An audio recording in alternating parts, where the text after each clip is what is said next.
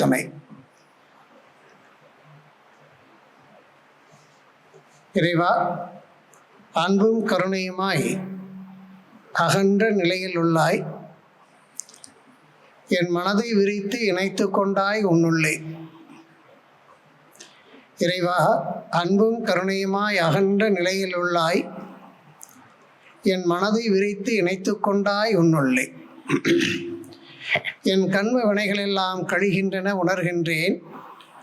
என் கண்ம வினைகள் எல்லாம் கழிகின்றன உணர்கின்றேன். உன்னை உணர்ந்து வாழ விரும்பி வருவோர்க்கு தொண்டு செய்வேன். உண்மை, அறிவு, முற்றறிவு என்று சொல்லக்கூடிய தெய்வ நிலையை உள்ளுணர்வாக பெற்று அந்த உணர்வினை மனிதகுலம் முழுவதற்குமே ஒட்டி ஒவ்வொருத்தருடைய உள்ளத்திலும் அறிவொளியை ஏற்றி மாந்தர் அனைவரும் உண்மையை உணர்ந்து வாழ்வின் நோக்கமறிந்து வாழ்ந்து வாழ்க்கையிலே பூரண நிறைவு பெற வேண்டும் என்பதற்காக தமது வாழ்க்கையே அர்ப்பணித்து கொண்டவர்கள் ஏராளம் நமது திருநாட்டில். அந்த வகையில் சாமிஜி அவர்களும் இந்த உலகம் உய்ய வேண்டும், இவ்வுலகில் வாழக்கூடிய அனைத்து மக்களும் பேரின்பத்தை அனுபவிக்க வேண்டும் என்பதற்காக அயராது பாடுபட்டு இன்றைக்கு தனது சூக்கும் உடலால் பிரபஞ்சம் எங்கும் நிறைந்து இந்த உலகை வாழ்த்தி கொண்டிருக்கக்கூடிய மகான் நம்முடைய குருபுரான் வேதாத்திரி மகரிஷி அவர்கள். இந்த நல்ல நாளிலே சாமிஜி அவர்களை நினைத்து மதித்து போற்றுவோம். அவர் திருப்பாதங்கள் தொட்டு வணங்குவோம். சாமிஜி அவர்களே இங்கு சுக்குமாக எழுந்து நம் அனைவரின் உடலிலும் உயிரிலும் அறிவிலும் கலந்து இன்றைய பொருள் பற்றி எம்மை ஒரு கருவியாக பயன்படுத்தி கொண்டு அவரே விளக்கம் அளிப்பாராக. அவரை வணங்கி நாம் நிகழ்ச்சிக்கு செல்ல இருக்கிறோம். அருட்பேராற்றல் நமக்கு உறுதுணையாகவும் பாதுகாப்பாகவும் வழிநடத்துவையாகியும் அமையுமாக. மதிப்பிற்கும் மரியாதைக்கும் உரிய இடைப்பாடி மனவளக்கலை மன்ற அறக்கட்டளையினுடைய தலைவர் அவர்களுக்கும், செயலாளர் அவர்களுக்கும், பொருளாளர் அவர்களுக்கும், பொறுப்பாசிரியர் ராமகிருஷ்ணன் ஐயா அவர்களுக்கும், மற்றும் இங்கே வருகை புரிந்திருக்கக்கூடிய அனைத்து நிலை ஆசிரியர் பெருமக்களுக்கும், பேராசிரியர் பெருமக்களுக்கும் மற்றும் பொதுமக்களாகிய உங்கள் அனைவருக்கும் எமது பணிவான வணக்கங்களும் நன்றிகளையும் தெரிவித்துக்கொண்டு மகிழ்ச்சி அடைகின்றோம். இன்று இடைப்பாடி மனவளக்கலை மன்றம் அறக்கட்டளையின் 30ஆம் ஆண்டு விழாவும் அருவி திருக்கோயில் 7ஆம் ஆண்டு விழாவும் மனவளக்கலை மகா உற்சவம் என்ற நிலையில் நாம் அனைவரும் மகிழ்ச்சியோடு இங்கே ஒன்று கூடி கொண்டாடி கொண்டிருக்கின்றோம். மனவளக்கலை என்பது இந்த மனித குலத்திற்கு கிடைத்த ஒரு பொக்கிஷம். யாருக்கு அப்படின்னா, எவர் ஒருவர் மனவளக்கலை பயிற்சியிலே தன்னை உறுப்பினர் ஆக்கி கொண்டு இங்கே கொடுக்கக்கூடிய பயிற்சிகளை எல்லாம் கற்றுக்கொண்டு தினந்தோறும் பயிற்சி செய்து சாமிஜியுடைய தத்துவத்தை அன்றாட வாழ்க்கையில் எவர் ஒருவர் அப்ளை பண்ணி வாழுகின்றாரோ அவர்களெல்லாம் பாக்கியசாலிகள். அத்தகைய ஒரு மாபெரும் இயக்கத்திலே, வாழும் கலையிலே நாம் எல்லோரும் இணைந்து இந்த உலக நன்மைக்காக பாடுபட்டு கொண்டிருக்கிறோம்.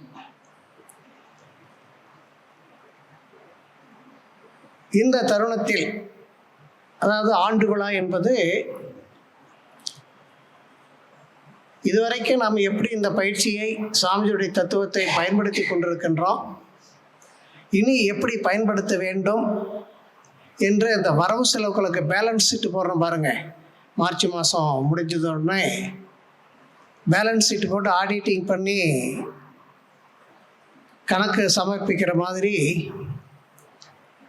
நம்மளையே நாம் ஆடிட் பண்ணிக்கூடிய ஒரு தருணம் இந்த ஆண்டு விழா என்பது. எனவே சான்றோர் பெருமக்களே, நாம் எல்லோரும் நம்முடைய மனதை உடலை ரிலாக்ஸாக வைத்துக்கொண்டு மனதை பூரா இங்கே செலுத்தி கொண்டு சாமிஜி என்ன சொல்லியிருக்கிறார் அதை பற்றி இப்பொழுது நாம் என்ன சிந்திக்கப் போகிறோம் என்கின்ற ஆர்வத்தோடு கவனித்தோமேயானால் இந்த சொற்பொழிவு என்பது மிக ஆனந்தமாக இருக்கும். இன்றைக்கு முதல் நாள் மோன நிலை என்பதை பற்றி நாம் சிந்திக்க இருக்கின்றோம். நீங்கள் எல்லோரும் பேராசிரியர்களாக இருக்கலாம், கல்வியாளர்களாக இருக்கலாம். இந்த மோன நிலை என்பது பற்றி நாம் எல்லோருக்குமே தெரிந்திருக்கோம். இது தெரியாதவர்கள் இங்கே யாரும் இருக்க மாட்டார்கள். ஆனாலும் இன்றைக்கு அந்த பொருளை நாம் எடுத்திருக்கிறோம். பொதுவாகவே ஒரு பொருளை பற்றி அடிக்கடி நாம் சிந்தித்து கொண்டே வந்தோமையானால் அதனுடைய தாத்பரியம், அது எவ்வளவு ஆழம் மிக்கது, எவ்வளவு ஆழம் நாம் போய் கொண்டிருக்கிறோம் என்பதை நாம் புரிந்து கொள்ளலாம். அதற்காகத்தான் எல்லோருக்கும் இது தெரிந்த பொருளாக இருந்தாலும் நாம் இதை எடுத்திருக்கிறோம். நாம் எல்லோரும் சேர்ந்து தான் இதை சிந்திக்க போகிறோம். உங்களுடைய உள்ளத்தில் என்ன தாட்ஸ் இருக்கிறதோ அதுவே தான் பிரதிபலித்து எம்மூலமாக உங்களுக்கு வரும்.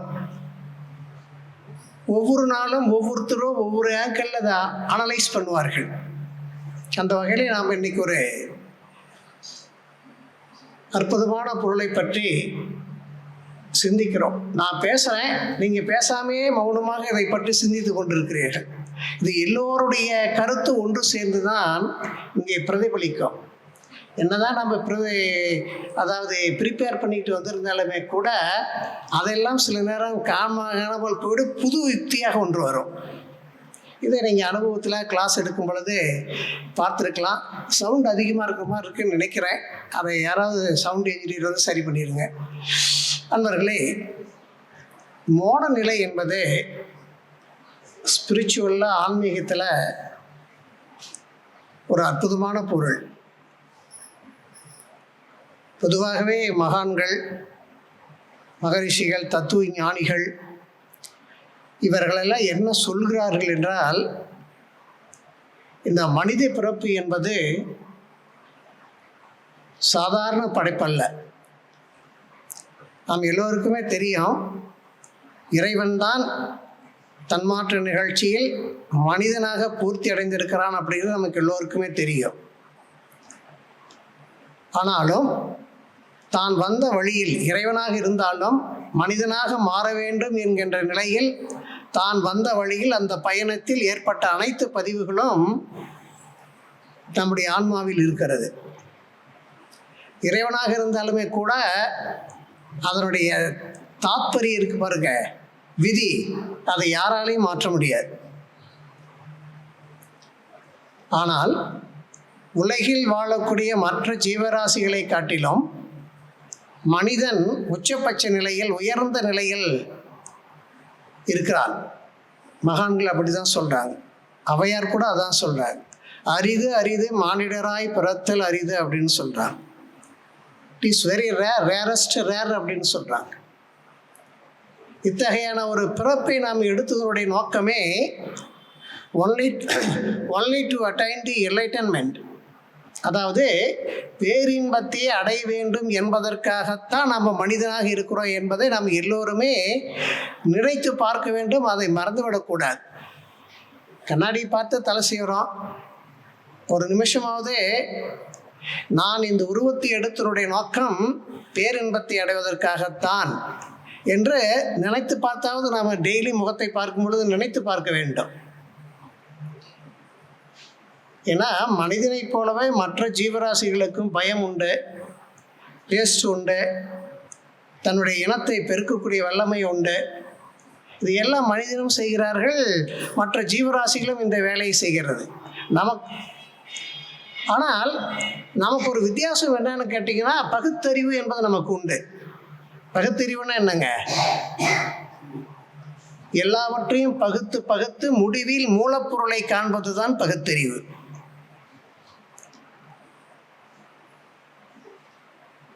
மூலப்பொருள் எது, அதுதான் தெரியாம தடுமாறிக்கிட்டு இருக்கிறோம் நம்ம பயிற்சிக்கு இருக்கிறதுனால ஓகே நமக்கு தெரியுது, ஆனால் உணர்ந்தோமா என்று கேட்டால் இல்லை. 3 வயது குழந்தை கேட்டால் கூட சுத்த வெளின்னு சொல்லி கொடுத்தீங்கன்னா சொல்லிவிட்டோம். நாமளும் சுத்த வெளின்னு தான் சொல்கிறோம், அந்த குழந்தையும் சுத்த வெளின்னு தான் சொல்லுது. அப்போ நமக்கும் அந்த குழந்தைய 2 பேரும் ஒன்றா? ஆனால் குழந்தைத்தனமாக தான் இன்னமும் நாம் இருக்கிறோம். சுத்தவெளின்னு பேசிக்கொண்டே எது சுத்தவெளி என்று உணராமலேயே தான் நம்முடைய வாழ்க்கையை நடத்தி கொண்டிருக்கிறோம். இதுதான் கசப்பான உண்மை. எனவே நாம் இந்த பூ உலகிற்கு வந்ததனுடைய நோக்கம் பேரின்பத்தை அடைய வேண்டும் என்பதற்காகத்தான் வந்திருக்கிறோம். இதில் எந்த சந்தேகமும் இல்லை. இந்த ஜென்மம் இல்லை என்றாலும் இன்னொரு ஜென்மம், அந்த ஜென்மம் இல்லைன்னாலும் அதுக்கு மேலே இன்னொரு ஜென்மம், இன்னும் 100 ஜென்மம் எடுத்தாவது பிரம்மஞானத்தை அடையாமல் இந்த ஆன்மா ஓயவே ஓயாது. இந்த பிறவியிலே எவ்வளோ கஷ்டம் இருக்குல்ல நமக்கு. யாராவது கஷ்டம் இல்லாமல் இருக்கிறன்னு யாராவது சொல்ல முடியுமா? Water everywhere water but not a drop to drink அப்படின்னு சொல்லுவாங்க. தண்ணீர் எங்கே பார்த்தாலும் தண்ணீர், ஆனால் குடிப்பதற்கு ஒரு சொட்டு கூட இல்லை. கண்ணதாசன் சொல்லுவார், மனிதனையும் படைத்து மனிதனுக்கு தாகத்தையும் படைத்து அந்த தாகத்தை தணிப்பதற்கு தண்ணீரை வேண்டும் என்று தண்ணீரையும் படைத்தான். கடல் தண்ணீரை படைத்திருக்கிறான். கடல் தண்ணீரை குடிக்க முடியுமா? மொண்டு போனோம்னா மொண்டு குடிச்சிடலாங்க. ஒன்றும் கிணறு வெட்ட வேண்டாம், போர் போட வேண்டாம், ஒன்றும் வேண்டாம். ஆனால் கடல் தண்ணியை குடிக்க முடியுமா? இந்த தாகத்தை தணிப்பதற்கு நல்ல குடிநீர் வேண்டும் என்பதற்காக இந்த பூமியை எவ்வளவு ஆழம் நீ தோண்ட வேண்டியது இருக்கிறது.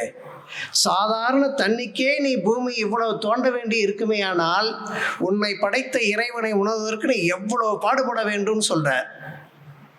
பாடுபடுறோமா நம்ம?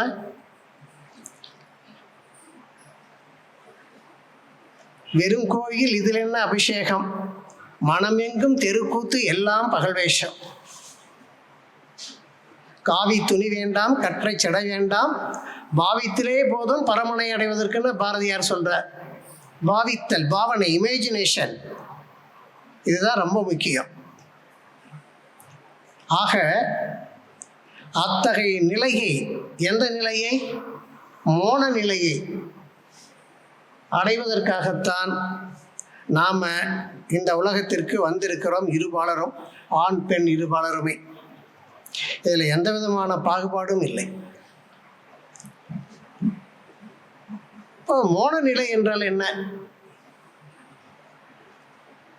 மோன நிலை என்றால் ஞானம் என்று சொல்லலாம். ஞானத்தின் உச்சக்கட்டம் என்றும் சொல்வார்கள், அறிவின் முழுமை என்றும் சொல்வார்கள்.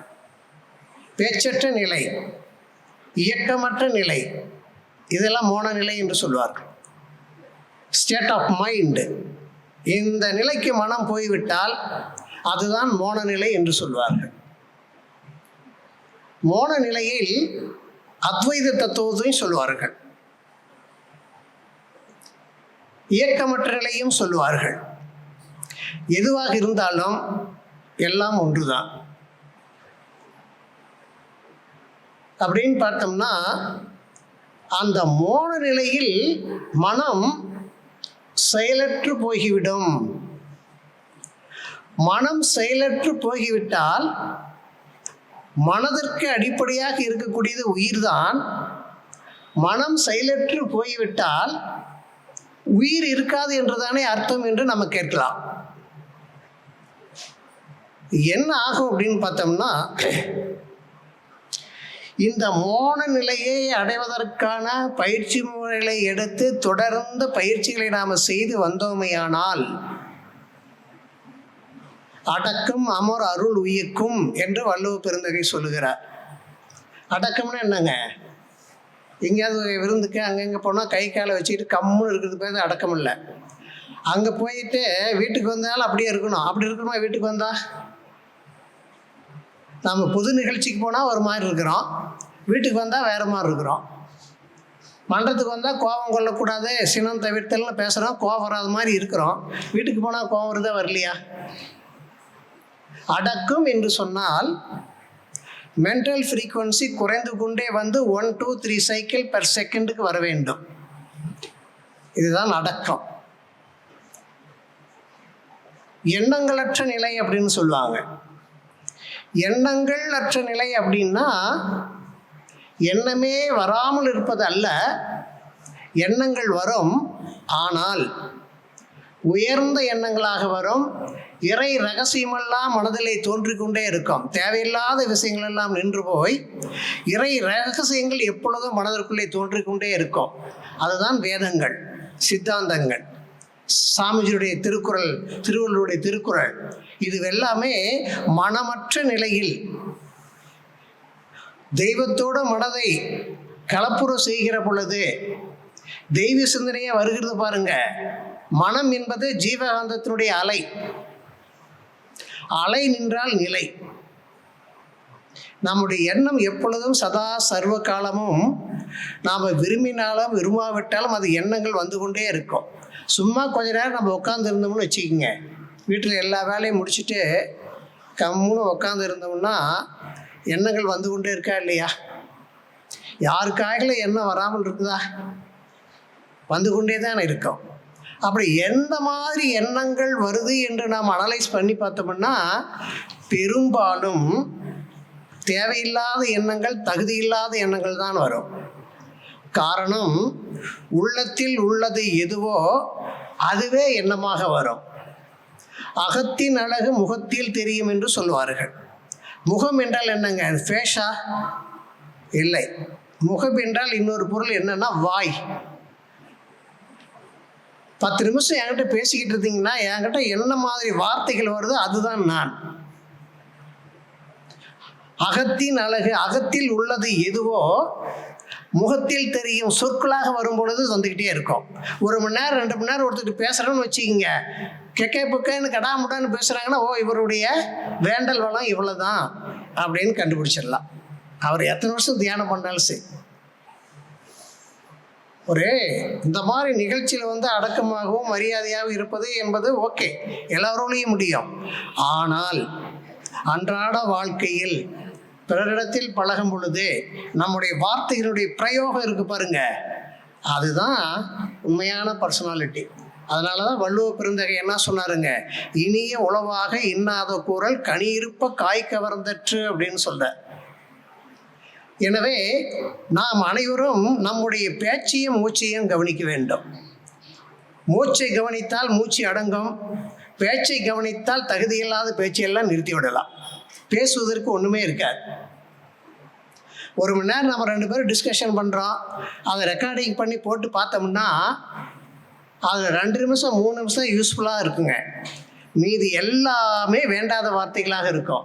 இந்த வேண்டாத வார்த்தைகள் எல்லாம் அகத்திலே நுழைந்து அங்கே குடிபுகுந்து விட்டால் அந்த மனிதனுடைய வாழ்க்கை எப்படி இருக்கும்? இறைவனை பற்றி சிந்தனை வருமா? மோன நிலையை பற்றி நாம் நினைக்க முடியுமா? முடிக்கவே முடியாது, டெஃபினட்டாக முடிக்காது. அது அந்த எண்ணமே வராதுங்க. மோன நிலை பற்றி மோன நிலையா என்னப்போ மோன நிலை? போன நிலையை பேசுனீங்கன்னா மோன நிலையை பற்றி பேசிக்கிட்டு இருக்குன்றாங்க, வேலை இல்லாதவங்க அப்படின்றாங்க. ஆக மோன நிலை என்பது மனிதனுக்கு கிடைப்பதற்கரிய ஒரு அற்புதமான ஸ்டேட். இந்த மோன நிலையை யாரால் அனுபவிக்க முடியும் அப்படின்னு பார்த்தோம்னா மனிதனால் மட்டும்தான். அதனால தான் மோன நிலையை அடைந்தவர்கள் ரொம்ப ரொம்ப ரொம்ப சொற்பம். நமது நாட்டில் 18 சித்தர்களை சொல்கிறாங்க. சாமிஜி மோன நிலையில் வாழ்ந்தவர். சாமிஜி சொல்கிறாங்க, நீங்களும் என்னை போல வரலாம் அப்படின்றார். சில பேர் கேட்டாங்களாம், சாமிஜி சொல்லுவாங்க, என்னைக்கு சாமிஜி உங்கள் மாதிரி நாங்கள் ஆகிறது, உங்கள் மாதிரி நாங்கள் உயர்ந்த நேரத்துக்கு வர்றது அப்படின்னு கேட்டாங்களாம். பெரிய கஷ்டமே இல்லை, என்ன மாதிரி நல்லா தியானம் பண்ணுங்கள், உடற்பயிற்சி பண்ணுங்கள், அகத்தாய்வு பண்ணுங்கள், என்ன மாதிரி ஆகிடலாம். என்ன மாதிரின்னா மகான் ஆகிடலாம். அதாவது மகான் என்றால் என்னங்க? மோன நிலையை அடைந்து விடலாம் அப்படின்னு சொன்னேன். அதுதான் சாமிஜி கஷ்டமாக இருக்குது அப்படின்னாங்களாம். ஏன்னா ஒன்று பொண்ணுங்க, எனக்கு முடியலாம் வெள்ளையாயிடுச்சு, உங்களுக்கு கொஞ்சம் கொஞ்சம் கருப்பாக இருக்க, வெள்ளை பெயிண்ட் அடிச்சுக்குங்க, இந்த இது போட்டுக்கிட்டு இருக்கிறேன், அது மாதிரி போட்டுக்குங்க. ஆனால் இறை ஞானம் கிட்டாது. உருவத்தில் என்னை போல இருக்கலாம், ஆனால் இறை ஞானம் கிட்டாது அப்படின்னு. அதனால தான் கண்ணதாசனும் சொல்றார், உருவத்தை பார்ப்பவன் மனிதனடா, அதில் உள்ளத்தை காண்பவன் இறைவன்றான்னு சொன்னான். நம்ம யார் பார்க்குறோங்க? ஆளை பார்த்து எடை போடுறோமா, உள்ளத்தை பார்த்து எடை போடுறோமா? ஆளை பார்த்து தான் மாறுவது. எது மாறுவது? அன்பு ஊறிக்கொண்டே இருக்கும், அழகு மாறிக்கொண்டே இருக்கும்.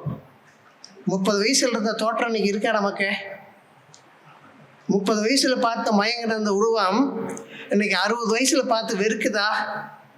அன்றைக்கு அழகுக்கு மயங்கியது இன்றைக்கு அன்புக்கு மயங்குகிறது. அதனால தான் கணவன் முறை ஒரு 60, 80, 90 வயசு ஆனாலும் எப்படி இருக்குங்க? உனக்கு நான், எனக்கு நீ. இந்த நிலைவை கூட ஒரு வகையான மோன நிலை தான். அது எப்படின்னு பின்னாடி சொல்கிறேங்க. எனவே நாம் எல்லோருமே மனிதனாக பிறந்தாகிவிட்டது. நன்றாக தவம் செய்து தவம் செய்து தவம் செய்து அந்த மோன நிலையை அடைய வேண்டும். அந்த மோன நிலையை அடைவது எப்படி இருக்கும் அப்படின்னு பார்த்தோம்னா, நன்றாக தவம் செய்கிறோம் அப்படின்னு சொன்னால் நம்முடைய mental frequency 1 to 3 cycle per second வந்துடுங்க. இது பேரின்ப நிலைதான், மோன நிலைதான், முக்தி நிலைதான். ஆனால் நல்லா கவனிங்க, 1 இருக்கு பாருங்க, அந்த 1 நீங்கள் 0 பண்ணவே முடியாது. 1 பேப்பரில் எழுதி வேணால் அரிச்சிடலாம், அந்த 1 இல்லாமல் போகுமா? போகவே போகாது. 1 2ஆக பிரிக்கலாம், 1 இங்கில் 2, 4ஆக பிரிக்கலாம், 1 இங்கில் 4, 8ஆக பிரிக்கலாம், 1 இங்கில் 8, 1 இங்கில் 1000, 1 இங்கில் 10,000, 1 இங்கில் கோடி, 1 இங்கில் 10,000 கோடி. எங்கள் 0வை கொண்டு வாங்க பார்க்கலாம், கொண்டு வரவே முடியாது. ஆனால் இந்த மனம், நம்ம சுத்தவெளின்னு சொல்கிறோம் பாருங்க, தியானம் செய்து செய்து செய்து mental frequency 1 to 3 cycle per cycle கொண்டு வந்துட்டோம் அப்படின்னா, கொண்டு வருவது அவ்வளவு சுலபம் அல்ல. ஏனென்றால் எண்ணம் இருக்கு பாருங்க, மனம், இதனுடைய ஃப்ரீக்வன்சி தவம் செய்கிற பொழுது ஏதோ அடங்கியது போல தோன்றும். ஆனால் 20 நிமிஷம் தவம் முடித்த பிறகு மீண்டும் அது பழைய நிலைக்கு 14க்கு போயிடும். ஏன் அப்படின்னு சொன்னால், நம்முடைய உடல் செல்கள் உச்சி முதல் பாதம் வரைக்கும், பாத நகங்களிலிருந்து முடி வரைக்கும் எல்லாமே அணுக்களின் கூட்டு. இந்த அணுக்களில் பதிவுகள் இருக்கிறது. நல்லதும் இருக்கும், நல்லது அல்லாததும் இருக்கும். இத்தனை பதிவுகளும் ஒன்று சேர்ந்த கருமையத்தில் போய் அமர்ந்து விடும். அலைவடிவில் சுருங்கி இறுக்கி அலைவடிவில் அமர்ந்து விடும். இந்த செல்களில் இருக்கக்கூடிய பதிவுகள் தான் எண்ணங்களாக வரும். என்னதான் வேதாந்தம் பேசினாலும் சித்தாந்தம் பேசினாலும் சிறிது நேரத்தில் அது மாறும். அப்பொழுது மென்டல் ஃப்ரீக்வன்சி குறையும், இந்த அதிகமாகும். அவ்வாறு அதிகமாகும் பொழுது எவ்வளவு தூசுகளை வெளியே போனோமோ, வெளியில் எடுத்து விட்டோமோ, அதை போல பல மடங்கு தூசுகள் உள்ளே வரும். மனத்துக்கண் மாசில நாதல்ங்கிறாரு வள்ளுவ பெருந்தகை. அப்போ குற்றங்கள் உள்ளே சேர ஆரம்பிக்கும். அப்பொழுது என்னன்னு கேட்டிங்கன்னா, மீண்டும் மனம் பழைய நிலைக்கு போகும். ஆனால் நல்லா தவம் செய்கிற பொழுது, பிரபஞ்ச களத்தில் நாம் இருக்கிற பொழுது, பேரியக்க மண்டலத்தில் மனம் விரிந்து நிற்கிற பொழுது mental frequency 1 to 7 cycle per second வறுமையானால் அது மனதை மட்டும் பாதிக்காது, உடல் முழுவதும் இருக்கக்கூடிய எல்லா செல்களிலும் பாதிப்பு ஏற்படுத்தி அது கொஞ்சம் கொஞ்சமாக அப்படியே உடல் செல்களை அந்த ஃப்ரீக்வன்சிக்கே கொண்டு வருங்க. 1 to 7 சைக்கிள் பெர் செகண்ட் அந்த ஃப்ரீக்வன்சிக்கே கொண்டு வந்துடும். அந்த ஃப்ரீக்குவன்சிக்கு உடல் முழுவதும் இருக்கக்கூடிய எல்லா செல்களும் வருகிறது என்று சொன்னால், செல்களில் இருக்கக்கூடிய ஆர்என்ஏ டிஎன்ஏன்னு சொல்கிறோம் பாருங்க, அதில் இருக்கக்கூடிய விலங்கின பதிவுகள் எல்லாம் அப்படியே ஆஃப் ஆகிடும். எங்க உடல் செல்லில் இருக்கக்கூடிய பதிவுகள் எல்லாம் ஆஃப் ஆகிடுங்க. பல நாள் பல வருடங்கள் இவ்வாறு பயிற்சி பண்ண பயிற்சி பண்ணிக்கொண்டே அகத்தாய்வு செய்து கொண்டு மேற்கொண்டு ஆன் இனி அக்கவுண்ட் நான் பாவங்களை சேர்க்காமல் இருந்தால் இது எளிதில் கைகூடும். எக்காரணத்தை கொண்டு மனம் வருத்தப்படக்கூடாது, கோபம் கொள்ளக்கூடாது, பிறருடைய பொருளுக்கு ஆசைப்படக்கூடாது, இருண்டொழுக்க பண்பாடை கடைபிடிக்க வேண்டும். இந்த மாதிரி இருக்க என்ன ஆகுன்னு பார்த்தீங்கன்னா, டோட்டல் உருவமே 1 2 3 சைக்கிள் பெர் செகண்டுக்கு வந்துடுங்க. அப்போ புலன்களில் பதிவாகக்கூடிய செயல் பதிவு சாந்தமாக இருக்கும். என்ன சொன்னாலும் கோவம் வராது, என்ன போனாலும் கவலை வராது. ஒரு செல்வந்தர் எல்லாம் லாஸ் ஆயிடுச்சு, பொருள் இழப்பு. ஒரு மகான்கிட்ட போய் சொல்கிறார், சாமிஜி எல்லாம் போயிடுச்சுன்னு 2-3 நாளாக சொல்லிக்கிட்டு இருக்கிறார். சாமிஜி ஒரு நாள் சொன்னாராம், சாமிஜினா மகான், என்னையே எல்லாம் போயிடுச்சுன்னு சொல்கிற, நீங்கள் கூர்ந்து கவனித்தால்தான் புரியும். இந்த ஏழ்மையை வாங்குவதற்கு நீ எவ்வளோ விலை கொடுத்துருக்கிற பாருன்னாராம். என்கிட்ட பல கோடி ரூபா பணம் இருக்கு, ஒரே நாளில் ஏழ்மையை வாங்க முடியுமா? நான் அதுவாக போய் அது இல்லாமல் போனால் தான் ஏழ்மை வருங்க. அப்போனா அதனுடைய ப்ரைஸ் விலை என்னங்க? நம்மகிட்ட எல்லா சொத்தும் போனால் தான் ஏழ்மை வரும். இவ்வளோ விலை கொடுத்து இந்த பொருள் வாங்கியிருக்கிறிய, இதுக்கு ஏன் நீ போய் அழட்டிக்கிற அப்படின்னாராம். ஒரு கார் 5 லட்ச ரூபா போட்டு வாங்குறோம், சந்தோஷப்படுறோமா இல்லையா? ஆனால் 5 லட்ச ரூபா போனது தானே. அந்த மாதிரி ஏழ்மை 20 லட்சம் கொடுத்து 30 லட்சம் கொடுத்து வாங்க முடியுமா? நம்மகிட்ட எல்லா அசட்டையும் கொடுத்தா தான் ஏழ்மை வருங்க. அந்த நிலையிலும் மனம் வருத்தவே கூடாது. அதனால தான் சாமிஜி என்ன சொன்னார், வந்த ஒன்று தான் போகுமே அன்றி இருந்த ஒன்று போவது இல்லை அப்படின்னு சொன்னார். அப்போ அந்த உடலும் மனமும் அதே ஃப்ரீக்குவன்சிக்கு வந்துடும். மோன நிலை என்றால் என்னென்ன? பேச்சற்ற நிலை, மூச்சை அடக்கக்கூடிய நிலை, உயிரற்ற நிலை அல்ல, செயலற்ற நிலை. இப்போ என்ன நடக்கும்னு பார்த்தீங்கன்னா, நீங்கள் நல்லா துரியாதீத தவம் செய்தவர்களுக்கு புரியும். துரியாதீத தவம் நல்லா ஆழ்ந்து ஒடுங்கி செய்ய மூச்சு காற்று மெதுவாக போகும், மெதுவாக வெளியேறும்.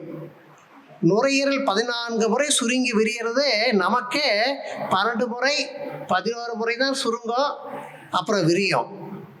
இந்த காலத்தில் மெதுவாக சுருங்குங்க, அப்படியே நிற்கும், அப்புறம் மெதுவாக விரியும், அப்புறம் நிற்கும். இது இயற்கையாக நடக்கக்கூடிய பிராணாயாமம். ஏன் இந்த மாதிரி இயற்கையாக நடக்குதுன்னா, நம்ம உடல் முழுவதும் இருக்கக்கூடிய அறிவு செல்கள் எந்த அளவுக்கு மூச்சு காற்று நின்றால் செல்களை பாதிக்காது, எந்த அளவுக்கு வெளியேறினால் செல்கள் பாதிக்காது என்பதை அந்த கணக்கு தெரிந்து மெதுவாக சுருங்கும், நிற்கும், மெதுவாக விரியும், நிற்கும். ஆர்டிஃபிஷியலாக செஞ்சோம்னா அது கஷ்டங்க. சாமிஜி பிராணாயாமம் வேண்டான்ற. இந்த மாதிரி நிகழ்ச்சி நடந்து கொண்டே இருக்கும். 14 முறை சுருங்கி வருகிறது, 13 முறை வரும், 12 வரும், 10 வரும், 8 வரும், 4க்கு வரும், 3க்கு வரும், 1க்கு வரும். அப்படியே சுருங்கும், சுருங்கி நிற்கும், அப்புறம் விரியும், விரிந்து நிற்க. ஆனால் மூச்சு ஓட்டம் இருக்கும். மூச்சு இருக்கா இல்லையானே நமக்கு தெரியாது, மூச்சு ஓட்டமே நமக்கு தெரியாது. இது எப்படி அப்படின்னா இருக்கும். இந்த பம்பரை பார்த்துருக்குறீங்களா? பசங்க, குட்டி பசங்க விளையாடுவாங்க, இந்த சோட்டு பம்பர் இருக்கும், கைத்தை கட்டி சுற்றி விட்டாங்கன்னா பம்பரை சுத்தம், ஆனால் நிற்கிற மாதிரியே இருக்கும். பார்த்துருக்குறீங்களா? பம்பரை எங்கெங்கே சுற்றுது, நின்று போச்சுன்னே சொல்ல முடியும். நம்ம ஜீவ சமாதி அடைந்தவர்களுக்கு மூச்சு ஓட்டிருக்கோம், ஆனால் மூச்சு போகிறதும் தெரியாது, வர்றதும் தெரியாது. இது நாளுக்கு நாள் கூடிக்கொண்டே போய் அவர்களெல்லாம் நம்பிக்கையாகவும் இதெல்லாம் இயற்கையாக வந்துடுங்க. 1 வருஷத்துக்கு துறையர்கள் நல்லா விரிஞ்சு நிற்குங்க, அப்புறம் 1 வருஷம் ஆக சுருங்கி நிற்கிறதுக்கு, சுருங்கி விரியறதுக்கு 1 வருஷம் ஆகும். இதெல்லாம் நடக்கும். மோன நிலை என்றால் பேச்சற்ற நிலை, மூச்சை அடக்கும் நிலை, செயலற்ற நிலை. ஒன்று கருவிகள் பூரா 1 2 3 சைக்கிள் பெர் செகண்டுக்கு 1க்கு கீழே வந்துடும் எல்லா செல்களும். அப்போ கையக்களை அசைக்கவே முடியாது. ஒன்றும் இல்லை, நீங்கள் ரிலாக்ஸேஷன் பண்ணுகிற பொழுது ஆழ்ந்து பண்ணிங்கன்னா நல்லா பிடிச்சிக்கிங்க. அதுக்கு மெதுவாக அசைக்க சொல்லுவார் சாமிஜி. டக்குன்னு எழுதிங்கன்னா வலிக்கும். இவ்வளோதாங்க. இப்படி செய்கிற பொழுது என்ன நடக்கும் அப்படின்னு பார்த்தீங்கன்னா, துரியாதிதம் நாம் செய்ய செய்ய செய்ய செய்ய இறைத்தன்மை நமக்கு கூடிக்கொண்டே வரும். இறைத்தன்மை நமக்கு கூடுது அப்படின்னு சொன்னால் நமக்குன்னா யாரை சொல்கிறோங்க? உடல், உயிர், மனம், இந்த மூன்றையும் சேர்த்து தான் நம்ம நாமன்னு சொல்கிறோம். அப்போ அந்த துரியாதிதம் நல்லா செய்ய செய்ய செய்ய செய்ய மோட நிலையில் நாம் அப்படி டச் பண்ணிட்டு வர வர சாமிஜி என்ன சொல்கிறாருன்னா, 10 ஆண்டுகள் துரியாதீதம் நல்லா செஞ்சீங்கன்னா வினை தூய்மை மன தூய்மையோடு துரியாதீதம் தவம் செய்தால்தான் சித்தியாகின்றார். 1 செகண்ட் சித்தியானால் போதுமா? ஒரே 1 செகண்ட் தோய்ந்து இறைநிலையில் நம்முடைய அறிவுக்கு அடித்தளமாக இருக்கக்கூடியது எதுனா மோனநிலை, இறைநிலை.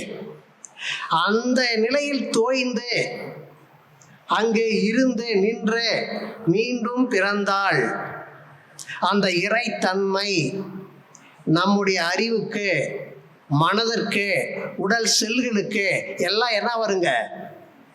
இறைத்தன்மை வந்துவிடும். அதாவது நல்லா மழை பெய்யுது, தண்ணி ஓடுது.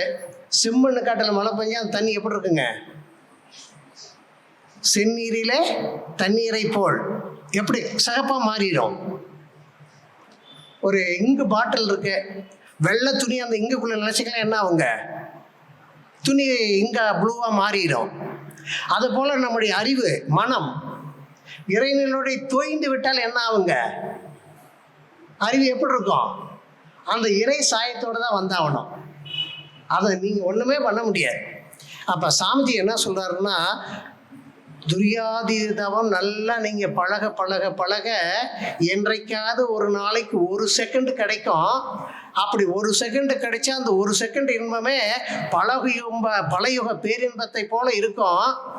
இந்த மனதுக்கு ஒரு தன்மை என்னன்னு கேட்டிங்கன்னா, அந்த சுகத்தை மீண்டும் மீண்டும் அடையலான்னு நினச்சிக்கிட்டே இருக்குமா. சினிமா பார்த்துட்டு வர நல்லா இருக்கு, மறுபடியும் போகலான்னு தோணுதா இல்லையா? வச்சு ஒன்று சாப்பிட்டா நல்லா இருக்கு, மறுபடியும் சாப்பிட்டா இருந்து தோணுதா இல்லையா? இந்த சாதாரண சிற்றின்பத்துக்கே மனம் இப்படி நாடுகிறது என்று சொன்னால் பேரின்பத்தை இந்த மனம் நாடுமா நாடாதா? அது 2 செகண்டாக மாறுங்கிறார். ஆனால் உட்கார ஒரு தவம் துரியாதீதம் போடலான்னு அதை உட்காந்துக்குமா. சாப்பிட வீட்டுக்கு வராங்க, வாங்க சாப்பிடுங்கன்னு சொல்லி, இருமா நான் ஒரு 2 நிமிஷம் தியானம் பண்ணிட்டேன்னு உட்காந்துட்டு வரான். அது 3 நிமிஷம் தியானமாக மாறுங்கிறார். இது போல பயிற்சிகள் பண்ண பண்ண பண்ண விழிப்பு நிலையோடு இருந்து பயிற்சி பண்ண வேண்டும். இந்த பயிற்சியில் உயர உயர உயர நம்மளை காலை வாரி விடுறதுக்கு ஏகப்பட்ட பிரச்சனை வரும். காட்டானை மேலேற்றி கடைத்திருவை போகையிலே நாட்டார்கள் நம்மை பார்த்து நகைப்புரிய பார்ப்பரன்றோ. காட்டானைனா இறைவனை, காட்ட முடியாதவனை நான் காண வேண்டும் என்று நான் பயிற்சி பண்ணணும்னா, நாட்டார்கள் நம்மளிடத்திலே இருக்கக்கூடிய 5 புலன்கள் மூலமாக சேர்த்த பதிவுகள் இருக்கு பாருங்க, சிரிக்குமா, கூத்து பண்ணுமாங்க, கிட்டல் பண்ணுமா, பிடிச்சி இழுத்து விட்டுருமாங்க கீழே. அதை போட தியானமாவது ஒன்றாவது வந்துடுவோம். நாம் எல்லா பிரச்சனையும் பண்ணுங்க என்றாலும் கண்ணம்மா காட்டானை கண்குளிர பாராமல் விடுவேனோ. அந்த வைராக்கி நமக்கு வரணும். அப்படி வந்தால் கொஞ்சம் கொஞ்சமாக அது தோய்ந்து அந்த இறைத்தன்மையோடு நம்ம வந்தோம் அப்படின்னு சொன்னால் எப்படி இருக்குங்க? யாரை பார்த்தாலும் இறைவனாவே தெரியும். அது மட்டுமல்ல, சுத்தவெளி அப்படின்னு சொன்னால் அது தெய்வ நிலை அப்படின்னு சொல்கிறோம். அங்கே வற்றாயிருப்பு, பேராற்றல், பேரறிவு, காலம் என்ற வள 4ம் ஒன்றிணைந்த பெருவெளியே தெய்வம் அப்படின்னு சொல்கிறோம். அங்கே அறிவு இருக்குது, ஆற்றல் இருக்குது, ஃபோர்ஸ் இருக்குது. சாமிஜி சுத்த வெளியே தெய்வத்தை கிராவிட்டி அப்படின்னு சொல்லுவார். கிராவிட்டினா அங்கே ஒரு உந்து ஆற்றல் இருக்கணும். அந்த உந்து ஆற்றல் என்ன பண்ணுதுன்னா ஒரு அதிர்வை ஏற்படுத்தும். ஒரு அதிர்வு வந்துடுச்சுன்னா டக்கு நின்று போயிடும். மறுபடியும் இன்னொரு அதிர்வு வரும். ஒரு முதலில் தோன்றிய அதிர்வுக்கும் இரண்டாவதாக தோன்றிய அதிர்வுக்கு இடைப்பட்ட தூரம் இருக்கு பாருங்க, அதுதான் காலம். அந்த காலத்திலும் கடவுள் இருக்கிறார். அங்கேயும் அசைவற்ற நிலை, அசையும் அசைவற்று காணப்படும். இந்த இரண்டுக்கு இடையில கேப் எவ்வளவு, அது எவ்வளவு நேரம் ஆகுது அப்படின்னு பார்த்தீங்கன்னா, காலத்தின் நுண்ணழகு கன்சிமிட்டும் நேரங்கிற அந்த கன்சிமிட்டு நேரம் இடைவேளை கேப் இருக்கு பாருங்க, அதுல மனம் போய் தொய்ந்து நிற்கணும். அதான் கடவுள், அதுதான் சுத்தவெளி. ஒரு பாப்பா அம்மா கிட்ட கேட்குது, அம்மா நான் எப்படிம்மா வந்தேன் அப்படிங்குது. என்ன பதில் சொல்றது? நான் எப்படிம்மா இந்த உலகத்துக்கு வந்தேன் அப்படின்றது. அம்மா சொல்லுது, நானும் அப்பாவும் கல்யாணம் பண்ணிக்கிட்டோம்டா தங்கம், நீ வந்த அப்படிங்குது. அப்படியாம்மா, நீ அப்பாவும் எப்படி வந்தீங்குது. என்னடா வம்பா போச்சு, பாப்பா பெரிய கேள்வி கேட்குத.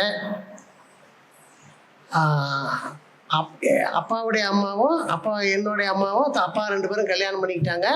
எங்கள் அம்மா அப்பா 2 பேரும் கல்யாணம் பண்ண நான் வந்தேன். அப்பாவுடைய அப்பா அம்மா 2 பேரும் கல்யாணம் பண்ணதில் நான் வந்தேன் அப்படின்னு அம்மா சொல்கிறாங்க.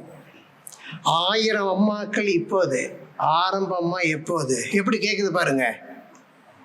புரியுதா தம்பி? இதை புரிஞ்ச மாதிரி இருக்கு. அதான் ஃப்ரீக்குவன்சி போனால் தான் அந்த ஃப்ரீக்குவன்சி பார்க்க முடியும். 1000 அம்மாக்கள் இப்போது, ஆரம்ப அம்மா எப்போது. மறந்து போயிடுச்சு அந்த அம்மா. ஐயோ என் பிள்ளையா எப்படி கேட்குது, பிரில்லியன்ட்டா அப்படின்னு சொல். அப்போ அந்த அம்மா சொல்லுது, கண்ணை பாப்பா, ஆதி மூலம், அதற்கு முன்னே நிர்மூலம். ஆதி எதுங்க? எது நமக்கெல்லாம் மூலம்? மெய்ப்பொருள், சுத்தவெளி, வெட்டவெளி. அந்த வெட்டவெளிக்கு யார் மூலம்? நிர்மூலம். எதுவுமே இல்லை. எனக்கே அப்பா அம்மா இருக்காங்க, இறைவனுக்கு யார் அப்பா அம்மா? யாரும் கிடையாது. ஆதி மூலம், அதற்கு முன்னே நிர்மூலம். கண்ணே பாப்பா மறக்காதே, கடவுள் என்பதும் அதுதான், நீரும் நிலமும் அதுதான், காக்கை குருவியும் அதுதான், மானிட தத்துவமும் அதுதான் அப்படின்றான். புரியுதுங்களாமா? அந்த ஃப்ரீக்குவன்சிக்கு போய் இதை கவனிச்சிங்கன்னா அவ்வளோ இன்பமாக இருக்குங்க. செந்தமிழ் நாடு என்னும் போதினிலை இன்ப தேன் வந்து பாயுதே காதினிலைன்னு நம்ம பாரதியார் சொன்னார்ல. இந்த வார்த்தை இந்த அம்மா மகள் கான்வர்சேஷன் நம்ம காதுக்குள்ளே போச்சுன்னா அப்படியே இறைவனை தொட்டுட்டு வந்த மாதிரி இருக்கும். அந்த ஃப்ரீக்குவன்சிக்கு நாம் போகலேன்னு வச்சிங்களேன், கடிகாரத்தை பார்க்க வேண்டியது இருக்குது, இன்னும் 1/2 மணி நேரம் இருக்கு, என்னடா பண்ணுறது அப்படின்னு மனம் சலித்து போய்விடும். மனம் சலித்தால் மோன நிலை கிட்டவே கிட்ட. மனம் விழித்தால் விழிப்பு நிலை, ஃப்ரீக்குவன்சி குறையிறது, மோன நிலைக்கு சித்தி ஆகலாம். இதுதான் கடவுள் தத்துவம் அப்படின்னு சொல்றார். இந்த கடவுள் தத்துவத்தில் தோய்ந்து தோய்ந்து தோய்ந்து நாம பழகி கொண்டு விட்டால் யாரை பார்த்தாலும் பிரமமாவே தெரியும். மஞ்சக்காமலை பிடிச்சவங்களுக்கு எப்படி தெரியும் மற்றவங்களெல்லாம்? என்ன எல்லாம் மஞ்சளாகவே இருக்கிறாங்களே அப்படிம்பா. அப்போ என்ன ஆச்சுன்னு அர்த்தங்க, அந்த என்னுடைய அறிவு, என்னுடைய மனம் மூலத்திற்கு, அதாவது அறிவுக்கு அடிப்படையாக இருக்கக்கூடிய மோன நிலையில் என்னுடைய அறிவு கலந்து கலந்து கலந்து கலந்து எனக்கு மனமாக செயல்பட்டால் யாரை பார்த்தாலும் எனக்கு பகவானாகவே தெரியும். ரமண மகரிஷிகிட்ட ஒருத்தர் கேள்வி கேட்கிறார், பகவான் நீங்களோ ஞானி மகான், நாங்களோ அஞ்ஞானி, நாங்கள் ஞானியாவது எப்போது அப்படின்னு கேட்குறேன். அதுக்கு ரமணர் சொல்கிறாரு, நான் பகவான் ஆனால் நீங்களும் பகவானே, நான் அஞ்ஞானி ஆனால் நீங்களும் அஞ்ஞானியே. அப்போ யாருக்கு யார் எப்படி தெரிவார்கள்? பார்க்கும் பொருளெல்லாம் பரமன் சொரூபம், தூணிலும் இருப்பான் துரும்பிலும் இருப்பான், நோக்கும் இடமெல்லாம் அவனென்று வேறில்லை. இப்போ அந்த அறிவு தோய்ந்து நின்று பிறந்தாள் அப்படின்னு என்ன அர்த்தங்க? சுத்த வெளியில் கலந்து அங்கேயே கொஞ்ச நேரம் நின்று அங்கிருந்து வெளியில் வந்தால் பிறந்தாள், பேரானந்தம் கொள்ளலாம். புகுவினை முன்வினை புகுவினை 2 வினைகளுக்கும் தீர்வு காணக்கூடிய பக்குவத்தை பெறலாம். நம்மளிடத்தில் இருக்கக்கூடிய அறிவு முன்வினை பயன் என்ன, இப்போ புதுசாக வந்த வினைப்பதிவு என்ன, இந்த வினைப்பதிவிலிருந்து எப்படி நாம் மீளுவது, எனக்கு வரக்கூடிய இன்பத்திற்கும் துன்பத்திற்கும் நானே காரணம்னு சொல்கிறாங்க பாருங்க. அப்போ அந்த மோன நிலைக்கு போனால்தான் என்னுடைய ஆன்மா செய்யக்கூடிய வேலைதான் என்னுடைய துன்பத்திற்கு காரணம், என்னுடைய ஆன்மாவில் இருக்கக்கூடிய பதிவு தான் என்னுடைய இன்பத்திற்கு காரணம். அதனால தான் நன்றும் தீதும் பிறதர வாரான்னு மகான்கள் சொல்கிறாங்க. நாம் என்ன பண்ணுறோங்க, மேலே உயரமாக ஏறிக்கிட்டு போய் நாங்கிறோம், கீழே வரும்பொழுது நம்ம மேனேஜரை வேலை செய்கிறவங்களாம் ஏமாற்றி விட்டாங்கன்னு சொல்கிறோம். மேலே போனால் நான், கீழே வந்து அவங்களா. ஆக இந்த மோன நிலைக்கு நம்முடைய மனம் சென்று விட்டதானால் யாரை பார்த்தாலும் எப்படி தெரிவாங்க, மோனமாக தெரிவாங்க, அழகாக தெரியும். அதான் வரல பாரதியார் பெரிய ஞானி, இறைவனை உணர்ந்தவர். அவர் என்ன சொல்றாரு, காக்கை சிறைகினிலே நந்தலாலா உன்னை உந்தன் நிந்தன் கருமை நிறம் தோன்றுதேடா நந்தலாலா. காந்த தத்துவம் படித்தவர்களுக்கு தெரியும். ஒரு பொருளை எடுத்துக்கொண்டால் நிகழ்ச்சி, அந்த பொருளில் இருக்கக்கூடிய அணுக்களினுடைய எண்ணிக்கை, அதனுடைய இறுக்கம், அதனுடைய நெருக்கம், இதற்கு தக்கவாறு அங்கே காந்தம் உண்டாகி அந்த காந்தத்தினுடைய திணிவு தான் அந்த பொருளுக்கு ஒரு நிறம், மனம், குணம், டேஸ்ட், இது எல்லாம் கொடுக்கறது யாருங்க, காந்தம். காந்தம் என்பது யாரு, கடவுள். கடவுள் என்பது யாரு, சுத்தவெளி தான். சுத்தவெளின்னு சொல்கிறாங்க, சில பேர் கடவுள்னு சொல்கிறாங்க. எப்படி இருந்தாலும் எல்லாம் ஒன்று தான். அப்போ காக்காயை பாரதியார் பார்க்குறாரு, கருப்பாக அழகாக இருக்கு, காக்கை சிறைகனிலே நந்தலாலா உன்னை நிந்தன் கருமை நிறம் தோன்றுதேடா நந்தலாலாங்கிற. பார்க்கும் மரங்கள் எல்லாம் நந்தலாலா இந்தன் பச்சை நிறம் தோன்றுதேடா நந்தலாலான்ற. தீக்குள் விரலை வைத்தால் நந்தலாலா உன்னை தீண்டும் சுகம் தோன்றுதேடா நந்தலாலா. அதுக்கு போய் ஸ்டவ் பற்ற வச்சுட்டு விரலை வைக்கக்கூடாது. சூடாக இருப்பது யாருங்க, அதான் பகவான் கீதையில் சொல்லுவார், என்னை அறிந்து கொண்டாய், எல்லாமே எனதென்றும் தெரிந்து கொண்டாய், மரம் செடி கொடி எல்லாமே யாருங்க, நான் தான். இந்த நிலைக்கு நாம் வரணும்னா நம்ம எத்தனை நிலைக்கு போகணுங்க, மோன நிலைக்கு போக வேண்டும். மோன நிலை என்றால் என்ன என்பதை நாம் தெரிந்து கொண்டு விட்டோம். ஆனால் அந்த மோன நிலையில் தொய்ந்து விட்டோமா என்று கேட்டால் அதுதான் இல்லை. அப்போ இந்த மோன நிலையில் தொய்ந்து அதே நிலையில் வாழ கற்றுக்கொள்ள வேண்டும். லௌகீக வாழ்க்கைக்கு வருகிறோம், மோன நிலையை நம்ம தொட்டு விட்டோம். ஓஹோ, நான் மோன நிலையை தொட்டு விட்டேன், நீ யார் எப்படி வேணாலும் போகணும், என் பாட்டுக்கு தவத்திலே இருக்கிறன்னு உட்காந்துருக்கூடாது. அப்படி உட்காந்துருக்கிறோம், கல்யாணம் பண்ணக்கூடாது, குடும்பம் இருக்கக்கூடாது, எதுவும் இருக்கக்கூடாது, நீ எப்படி வேணாலும் போய்க்கின்னு விட்டுடலாம். நான் திருமணம் பிள்ளை குட்டிகளாம் பெற்றுட்டேன், நான் மோன நிலையை அடைஞ்சிட்டேன், நான் வீட்டுக்காரியை கவனிக்க மாட்டேன், பிள்ளைங்களை கவனிக்க மாட்டேன், எங்கேயா போய் உட்காந்துக்கிட்டா அது பாவம். மோன நிலை போயிடும், காணாமல் போயிடும். மோன நிலை ஒரு பக்கம். அந்த விழிப்பு நிலையில இருந்து நான் என்னுடைய குடும்ப தலைவிக்கு, என்னுடைய வாழ்க்கை துணைக்கு, என்னுடைய பெற்றோர்களுக்கு, என்னுடைய பிள்ளைகளுக்கு, இந்த சமுதாயத்திற்கு, இந்த உலகத்திற்கு எந்த அளவில் செய்தால் என்னுடைய மோனநிலை பாதிக்கப்படாதோ அந்த அளவிலிருந்து நான் என்னுடைய சர்வீஸை செய்ய வேண்டும். இதுதான் மோனநிலை தவறாத நிலை, மோன நிலையை விடாத நிலை. அப்போ என்னுடைய மனைவி பார்க்கிறேன், எப்படி இருக்கணும், எனக்கு கடவுளாக தெரியணும். என்னுடைய பிள்ளையை பார்க்குறேன், எனக்கு எப்படி தெரியணுங்க, கடவுளாக தெரியணும். இங்கே வேதாந்தம் பேசிட்டு அங்கே போய் டாட்பூட் தஞ்சாவூர்னு சொன்னால் எல்லாம் போச்சுங்க. அப்போ அந்த மாதிரி நாம் நடந்து கொண்டால் எனக்கு நானே வெட்கப்பட வேண்டும்.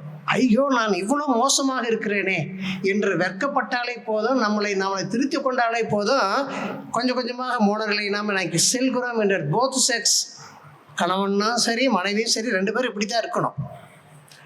இந்த நிலையை அடைவதற்குத்தான் நாம் இங்கே மனிதனாக பிறந்திருக்கிறோம் என்பதை மறக்கவே கூடாது. எப்பொழுதும் நம்மிடத்தில் இருக்கக்கூடிய வேண்டா பற்றை செதுக்கிக் கொண்டே இருக்க வேண்டும். வேண்டா பற்றை செதுக்கிக் கொண்டே இருக்கும் விழிப்பு நிலை வேண்டும். யார் தருவார் யார் பெறுவார் இப்பேரு தவத்தால் அன்றி. நாம எல்லாம் தவத்தை பற்றி பேசுவோங்க. மற்றவங்களாம் வாங்க தவம் பண்ணுங்க, அதை பண்ணுங்க, இதை பண்ணுங்கன்னு சொல்லுவோம். ஆனால் நாம தவம் பண்ணுறோமா அப்படின்னு பார்க்கணுங்க. ஐயோ தவம் பண்ணலைன்னா நானும் தவம் பண்ணணும். நான் தவம் பண்ணாத வரையில் இன்னொருத்தரை தவம் பண் என்று கூப்பிடுவதற்கான தகுதி எனக்கு இல்லை. எனக்கே ஆங்கிலம் தெரியாது, வாங்க ஆங்கிலம் சொல்லித்தரேன், ஆங்கிலம் சொல்லித்தரேன். என்ன ஆங்கிலம் சொல்லித்தர முடியும்? சொல்லித்தரவே முடியாது. எனவே சான்றோர் பெருமக்களே, இந்த மோன நிலையில் இருக்கின்ற பொழுது என்ன ஆகும்? இந்த மோன நிலை என்பது ஒரு கிடைத்திற்கரிய பேரு. கண்டவர் விண்டிலர், விண்டவர் கண்டிலர் என்பது போல அதை அடைந்தவர்கள் சொல்லவும் முடியாது, சொல்ல நினைச்சாலும் ஒன்றும் பண்ண முடியாதுங்க.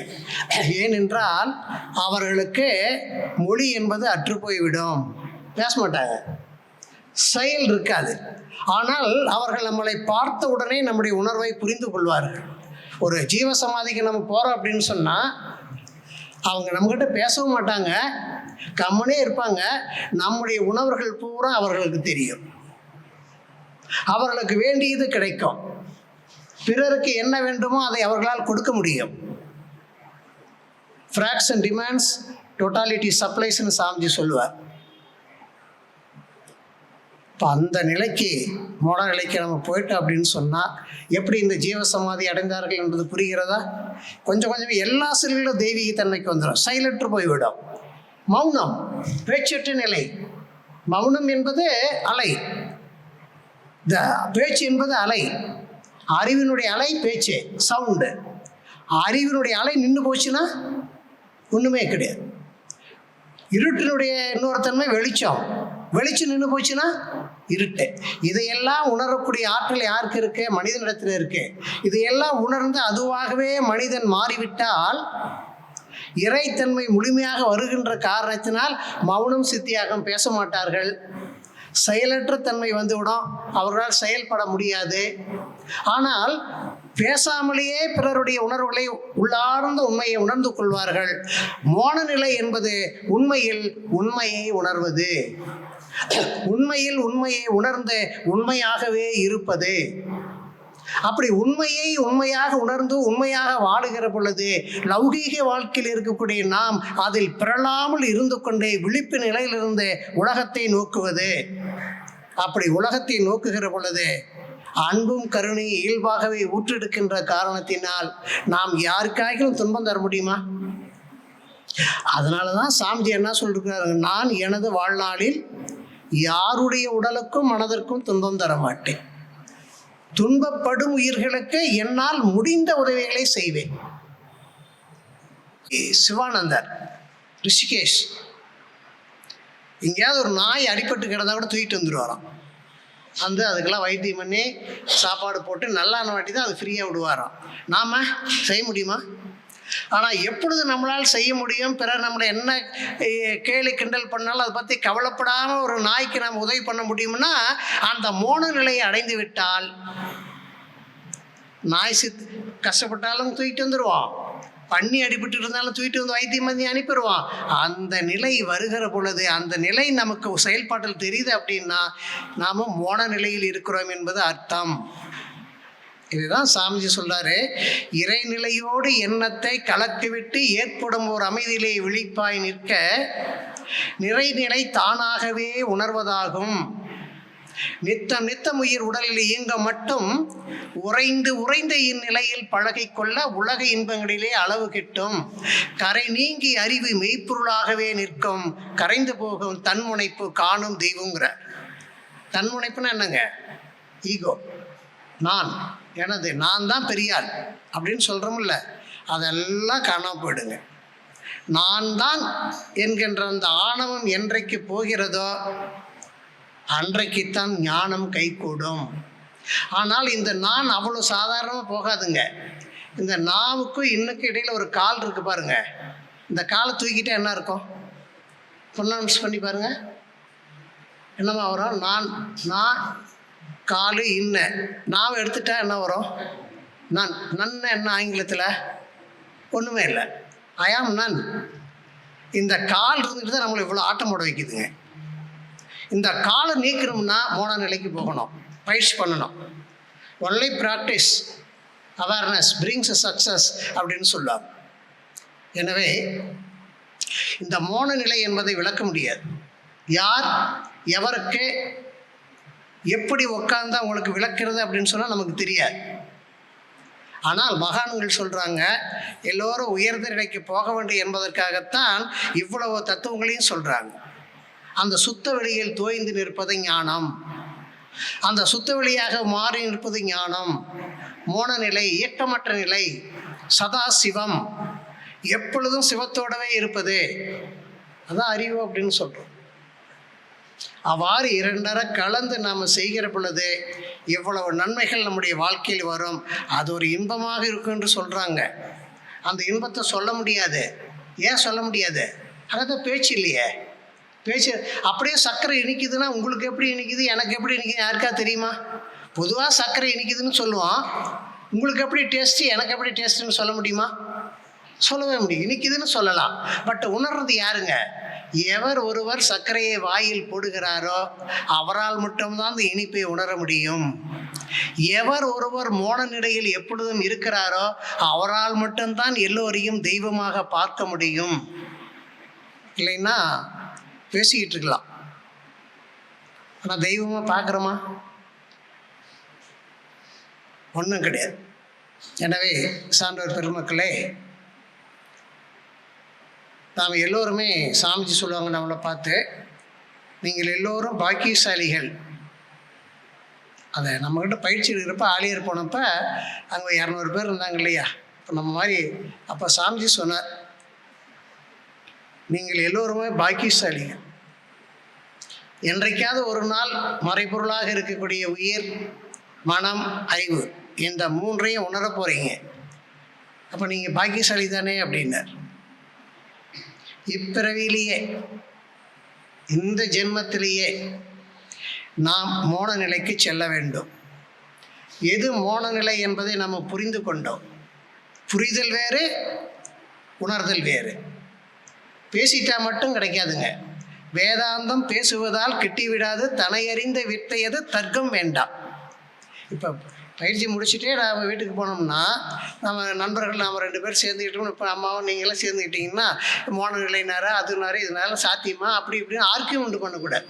அவர் மோன நிலையை உணர்ந்திருப்பாரா, அதெல்லாம் பார்க்கக்கூடாது. ஃபிலாசபி என்ன? நான் மோன நிலைக்கு போக வேண்டும், அதற்கு நான் என்ன பண்ண வேண்டும்? தினந்தோறும் தவம் பண்ணணும், உடற்பயிற்சி பண்ணணும், தற்சோதனை பண்ணணும். இது 3 நாம் பண்ணுறோன்னான்னு முதல்ல பார்க்கணும். கோவில் குளமென்றும் தேங்காய் பழமென்றும் தேடி அலைவதால் தேவனை நீ காண முடியாது. உனக்குள் இருக்கும் குளத்தில் நித்த நித்தம் நீராடு. நித்த நித்தம் நீராடி காசி ராமேஸ்வரம் நீ சென்று வந்தால் உனக்குள் இருக்கும் தேவனை நீ காணலாம், மோன நிலையை அடையலாம். நமக்குள்ள 7 குளம் இருக்குதுன்னு சொல்கிறாங்க, எண்டோகிரைன் கிளான்ஸ். அதில் குளிக்கணும், அங்கே வச்சு தவம் பண்ணணும். காசி ராமேஸ்வரம் தினமும் போயிட்டு வரணும். எங்கள் காசி எங்கே இருக்குது, ராமேஸ்வரருக்கு எங்கெங்கே சொத்தே போய்ட்டு வரத்துக்கு ஃப்ளைட் வச்சா கூட டெய்லி போயிட்டு வர முடியாதுன்னு நினைக்கலாம். கிருபானந்த வாரியார் சுவாமிகள் ஆக்னை தேவத்தை காசின்னு சொன்னார், படிச்சிருக்கிறேன்.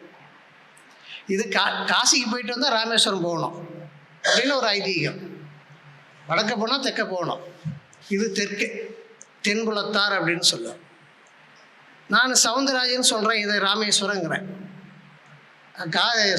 இவர் கிருபானந்த வாரியார் சுவாமிகள் சொன்னால் ஏற்றுக்குவீங்களா? நான் ராமேஸ்வரம் சொன்னால் ஏற்றுக்க மாட்டோமா? காசி ராமேஸ்வரம். சாமிஜி சொன்னார், ஆக்னை துரிய தவத்தை ஒழுங்காக பண்ணிக்கிட்டு வந்தாலும் மிகப்பெரிய ஞானி ஆயிடலாங்கிற. ஆக்னை தவம் துரிய தவம் நல்லா சித்தியானால் ஆட்டோமேட்டிக்காக துரியாதீதம் வரும். அதனால தான் சாமிஜி அப்படி சொன்னார். நமக்கு துரியாதீதம் பண்ணால் கூட வரமாட்டேங்குது. அந்த அம்மா இருட்டுன்னு சொன்னாங்கட்ட இந்த அம்மா இருட்டுன்னு சொல்கிறாங்க, அவர் இருட்டுன்னு சொன்னால் நானும் இருட்டுன்னு சொல்கிறேன். காப்பீடித்தல் அல்ல, உண்மையை உள்ளதை உள்ளவாறு உணர்ந்ததால் மோன நிலை. அப்போ நித்த நித்தம் காசி ராமேஸ்வரம் சென்று வந்தால் உனக்குள் தேவனை நீ காணலாம். உள்ளம் பெருங்கோயில் ஊனுடல் ஆலயம் வள்ளல் பிராணார்க்க வாய் கோபுரவாசல் தெல்ல தெளிந்தார்க்கு சீவன் சிவலிங்கம். அப்போ சீவனுங்க இருக்கா இல்லையா? நம்மகிட்ட இறைவன் இருக்கானா இல்லையா? எப்படி சொல்கிறீங்க இறைவன் இருக்கான்னு சொல்லுங்க பார்க்கலாம். எதை மனிதனால் செய்ய முடியாதோ அதை செய்யக்கூடியவன் இறைவன். நாம் சோறு சாப்பிட்றோம், இட்லி தோசை சாப்பிட்றோம், உடம்பா மாறுதா இல்லையா? ஒரு சயின்டிஸ்ட்டு கூப்பிட்டு வந்து 4 இட்லியும் 2 மசாலா வடையும் கொடுத்து இது கொஞ்சம் கறியாக பண்ணி கொடுனா ரத்தமாக பண்ணி கொடுனா பண்ணுவாராது? இந்த வேலையை நமக்குள்றது யார் பண்ணுறாங்க? அப்போ இறைவன் நீங்கள் புரிஞ்சுக்கிட்டீங்களா? அப்போ அந்த அம்மாக்கிட்ட இறைவன் இருக்கிறான், ஐயாக்கிட்ட இறைவன் இருக்கேன், ஏன்கிட்ட இருக்கிறான், அவங்க எல்லாத்துக்கிட்ட இருக்கிறான், திருடங்கிட்டே இறைவன் இருக்கிறான், கொலகாரன்கிட்டே இறைவன் இருக்கிறான். சொன்னவன் கண்ணன், சொல்பவன் கண்ணன், கொள்பவனும் கண்ணனே. போற்றுவார் போற்றலும் தூற்றுவார் தூற்றட்டும் போகட்டும் கண்ணனுக்கே. புண்ணியம் இதுவென்று சொன்னால் எல்லாம் கண்ணனுக்கேன்னு எல்லாம் கண்ணன் தானே, எல்லாம் இறைவன் தானே. அப்போ நீங்கள் யார் நான் யாருங்க? நீயும் மோனம் நானும் மோனம், நினைத்து பார்த்தால் எல்லாம் மோனம். தண்ணி கூட இறைவன் தான். ஜலகண்டேஸ்வரர் சாமி கும்பிட்றோமா இல்லையா? அக்னி பகவான். ஆக இந்த நிலைக்கு மனம் போய்விட்டால் தினம் தினம் காசி ராமேஸ்வரம் போயிட்டு வந்தோம்னா இந்த ஜென்மத்திலேயே மோன நிலை, முக்தி நிலை. வருகின்ற இன்பத்திற்கு துன்பத்திற்கு காரணம் தெரியும். துன்பம் வருதா என்ற இறைவன் தூய்மைப்படுத்துகிறான். சந்தோஷப்படும். இடுக்கன் வருங்கால் ஐயோ நான் என்ன பாவம் பண்ணே இப்படி ஆகிப்போச்சே, போன ஜென்மத்தில் பண்ண பாவத்தை அனுபவிச்சுட்டா யாரும் ஒன்றும் பண்ண முடியாது. இந்த தெளிவும் துணிவும் வரணும் அப்படின்னு சொன்னால் நமக்கு என்ன நிலை வேண்டுங்க? மோன நிலை, லெவல் ஆஃப் ஃபோக்கஸ் அப்படின்னு சொல்லுவோம். மோன ஸ்டேட் ஆஃப் மைண்ட். அந்த மோன நிலையில் நமக்கு மனம் இருக்க கற்றுக்கொண்டு விட்டால் இந்த ஒரு 5 வருஷம் 10 வருஷம், நாம் ஒரு 20 வருஷம் எடுத்துக்கலாமே. சுவாமி சிவானந்தர் 6 வருஷம் போதுங்கிறார். நல்லா தியானம் பண்ணிங்கன்னா 6 வருஷத்தில் இறைவனை உணரலாங்கிறார். நம்ம சாமிஜி 10 வருஷம் சொல்கிறார். நாம் ஒரு 30 வருஷம் எடுத்துக்கலாமா? கொஞ்சம் அப்படி இப்படி இருந்தால் கொஞ்சம் அதை இதை அனுபவிச்சுட்டு போய் பேசுகிற வரைக்கும் பேசிட்டு சம்பாரிச்சு விட்டேன், சரி போங்கடா எல்லாம் கோவிந்தா நான் இறைவனை அடையிறேன்னு கூட போகலாம். ஆனால் போகணுமே, மனசு வரமாட்டேங்குதே. மனசு வரமாட்டேங்குதுங்க. இந்த மனசு அவ்வளோ குணைத்தனம் பண்ணும். ஆனால் ஒரு நாள் நாளைக்கு தியானம் பண்ணிக்கலாங்க. சோம்பேறித்தனம் போட்டு அழுத்தம் காலையில் நாளைக்கு பண்ணிக்கலாம் 40 வருஷம் போயிடுங்க. நீங்கள் நினச்சி பார்த்தீங்கன்னா நமக்குள்ளாக இருக்கக்கூடிய இறைவனை மோன நிலையோடு நாம் ஒன்றி நிற்பதற்கு 40 வருஷம் போயிடும். அப்புறம் 80 வருஷத்தில் உட்காந்தா இடுப்பு வலிக்கும், முழங்கால் வலிக்கும், அது உட்காந்து தியானம் பண்ண முடியாது. ஆகவே நாம் எல்லோரும் மோன நிலை அடைவதற்காக வந்திருக்கிறோம். இந்த மோன நிலை அடைவதற்கான செயல்பாட்டை இப்பொழுது இந்த நிமிடமே தொடங்க வேண்டும். இந்த நிமிடத்தை எப்படி தொடங்குறதுன்னா, நான் இறைவனை அடையாமல் ஓயப்போவதில்லை. 1 மாதம் 6 மாதம் சொல்லி பாருங்கள், ஆட்டோமேட்டிக்காக தியானம் பண்ணுற ஆசை வந்துடும். ஐயோ தியானம் பண்ணால் அது போய்டும் இது போய்டும்னா அப்படின்னு போயிடும். ஆக இந்த அருமையான நல்ல நாளிலே மோன நிலை என்ற பொருள் பற்றி நாம் எல்லோரும் சேர்ந்து சிந்தித்திருக்கிறோம். இந்த சிந்தனையை நம்ம நைட்டு போய் தூக்கம் வர வரைக்கும் ஆராய்ச்சி பண்ணுவோங்க. அப்பா 7:30 மணி ஆகிடுச்சே, போய் சாப்பிட்டா வீட்டுக்கு போயாச்சு, இன்னும் 6 நாள் ஓட்டணும், என்ன பண்ணுறது, வரலைன்னா தலைவர் கேட்பார், பொறுப்பாசிரியர் கேட்பார். சில பேர் இப்படி வரது உண்டுங்க, ஏன் வரலைன்னு கேட்பார் நாளைக்கு அப்படின்னு சொல்லிட்டு. அவ்வாறு இல்லாமல் நான் இறைவனை அடைய வேண்டும். அதற்கு மோன நிலையை பற்றி தெரிந்து கொண்டோம். இன்னும் இதை பற்றி ஆராய்ச்சி பண்ண அறிவு இன்னும் கீழே டெப்த்தாக எழுத்துக்கிட்டு போவாங்க. அதுதான் ஆழ்நிலை தியானம்னு சொல்லுவாங்க. ஆழ்நிலை தியானம்னா வேறு ஒன்றும் இல்லைங்க, இன்வால்வ்மெண்ட் மெடிடேஷன், அவ்வளோதான். உள்ளே எழுத்துக்கிட்டே போகும். அவ்வாறு நான் செய்து உயர வேண்டும் என்கின்ற சங்கல்பத்தோடு இந்த உரையை நாம் நிறைவு செய்து கொள்கிறோம். எல்லாம் வல்ல இறைவன் அருளாலும் குருவின் அருளாலும் யாம் எந்த அளவுக்கு இந்த மோன நிலையை பற்றி அறிந்து கொண்டோமோ உணர்ந்து கொண்டோமோ அந்த அளவில் உங்களுக்கு யாம் எடுத்துரைத்திருக்கிறோம். நீங்களே சிந்திச்சு பாருங்கள். உங்களுடைய அறிவுக்கு இது சரி என்று ஏற்றுக்கொண்டால் மேலும் ஆராய்ச்சி பண்ணுங்கள். சரி இல்லை என்று உங்களுக்கு பட்டுது அப்படின்னு சொன்னால் அதை விட்டுட்டு மேலும் வேறு தத்துவத்துக்கு நீங்கள் செல்லலாம் என்று கூறி இந்த 6 நாள் நிகழ்ச்சி, இதுக்கே இந்த வீட்டுக்கெலாம் திருஷ்டி பரிகாரம் பண்ணுவாங்க. வீடு கட்டும் பொழுது ஒரு பொம்மை வைப்பாங்க, திருஷ்டி பரிகாரம்னு சொல்லுவாங்க. முதல் நாளில் நான் கொடுத்தது ஒரு திருஷ்டி பரிகார பொம்மை மாதிரி கூட நீங்கள் நினச்சிக்கலாம்.